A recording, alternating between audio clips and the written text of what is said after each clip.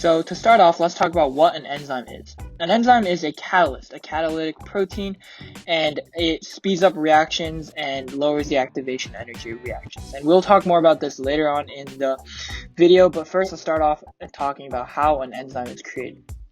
An enzyme is created just like any other protein would be created. The primary structure of the enzyme would be a chain of amino acids, and that would be its primary structure. And its secondary structure, this chain of amino acids folds and restructures into shapes such as alpha helixes and beta sheets. This secondary structure gives shape to the amino acid chain and makes it no longer linear. The tertiary structure is created when the sheets of helixes start to fold once again into bigger and more three-dimensional structures as the R groups of different amino acids interact with one another. This creates essentially a big ball-like structure and group of amino acids first chained, then structured, then folded. Most proteins at this level are already functional. So how an enzyme works. So the chemical functions of an enzyme is that it lowers a reaction's activation energy. And how this works is the enzyme binds to a reactant molecule and it doesn't change delta G, or as also known as the free energy, which means it doesn't really change whether the reaction is releasing or absorbing energy in the end. The enzyme lowers the energy of the transition state, which is an unstable state that products must pass through to become reactants. And this is at the peak of the activation energy graph, which will be shown later on in the video. And there are two main reactions. One is where substrate is broken down into products, and the other is where multiple substrates become one product with the enzyme. The physical functions of enzymes include what an enzyme is. So the enzyme is the enzyme plus the active site on it, which the substrate binds to make a enzyme substrate complex. The substrate fits into the active site on the enzyme, and each enzyme has an active site that matches substrates.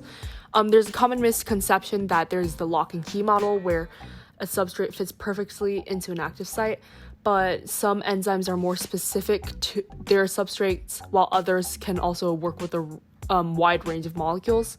This is where induced fit comes in, which is when enzymes are slightly change shape when the substrate binds to it to become quote-unquote tighter so that it fits. So it's not actually a perfect lock and key fit. As long as the substrate contains the chemical group or the bond, the chemical bond the enzyme targets, the substrate can bond to the enzyme. Enzymes catalyze reactions in different ways. They can bring two substrates together, as we mentioned before. They can make an active site polar to help the reaction. They can bend the substrate in a way that can aid to breaking bonds. Enzymes also produce a residue in the active site that is slightly polar that can form covalent bonds with the substrate as a part of the reaction itself.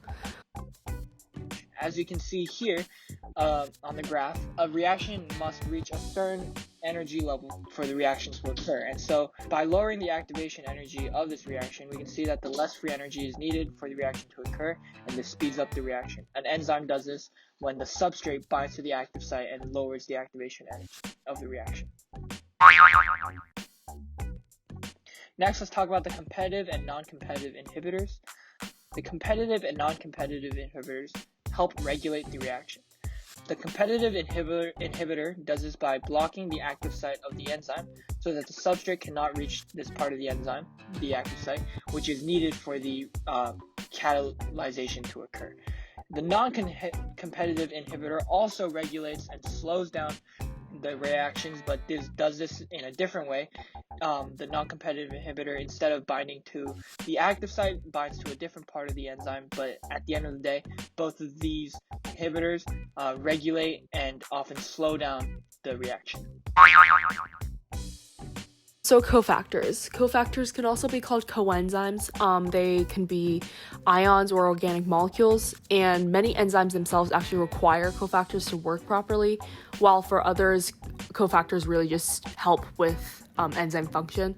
An example of a cofactor is vitamins, and most others are also are made of vitamins. Many cofactors just stay in the active site on the enzyme to assist with the substrate binding to the enzyme. And two main keywords are apoenzyme, which is an inactive enzyme without its cofactor, or a holoenzyme, which is a complete enzyme with its cofactor.